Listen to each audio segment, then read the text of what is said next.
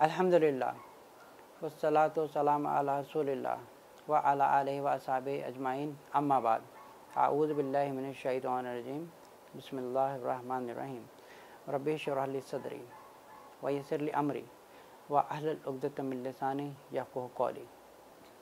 किसी बहन ने सवाल पूछा है कि दुआ करने का सही तरीका क्या है ताकि दुआ कबूल हो जाए।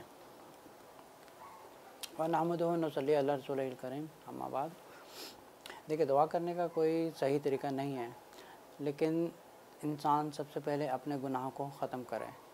देखिए कि उसमें कोई ऐसा गुनाह है जो हो सकता है दुआ में रुकावट बन रहा हो, लेकिन दुआ करने का कोई सही तरीका नहीं है।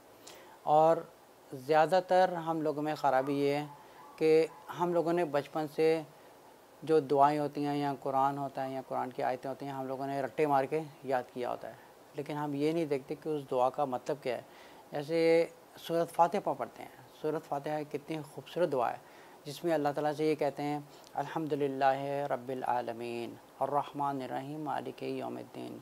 फिर हम कहते हैं इय्याका नअबुदु व इय्याका नस्ताईन। ए अल्लाह, हम सिर्फ़ तेरी ही इबादत करते हैं और सिर्फ़ तुझे से ही मदद मांगते हैं और सिर्फ़ तुझे से मांगते हैं। अब सिर्फ़ कहने का मतलब क्या है, एक सिर्फ़ तू है और जिससे हम मदद मांगते हैं। अब जैसे लोग सूरत फ़ातिहा पढ़ते हैं नमाज में, वो जल्दी जल्दी पढ़ लेते हैं, उनको ये भी नहीं पता पढ़ा क्या है, इसका मतलब क्या है।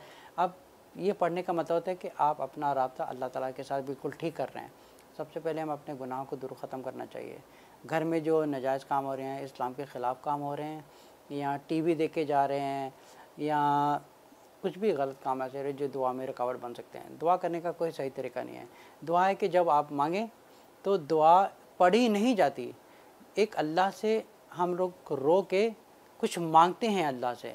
अब ऐसा नहीं होता कि कोई चीज़ हम लोगों ने बचपन से रट्टा मारा हो, उसको जल्दी से हम लोगों ने अल्लाह के सामने पेश कर दिया कि भाई हमने ए अल्लाह ताला, हमने ये बचपन से याद किया हुआ है, हमने जल्दी से ये बोल दिया। लेकिन हम अल्लाह से वो चीज़ को एक सही तरीके से मांगे।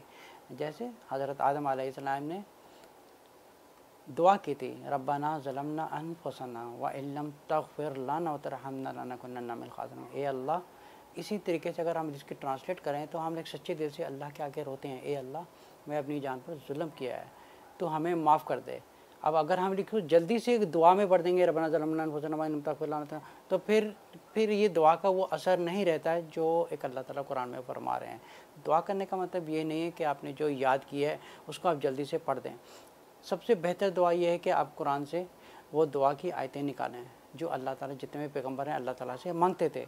जैसे रसूलुल्लाह सल्लल्लाहु अलैहि वसल्लम सूरह ताहा की आयत नंबर 114 में फरमाते हैं रब्बे ज़िदनी इल्मन। अल्लाह ताला अपने नबी से कह रहे हैं कि आप अल्लाह से दुआ कीजिए कि अल्लाह मुझे इल्म और बढ़ा, मेरा रब्बे ज़िदनी इल्मन, मेरा इल्म और बढ़ा।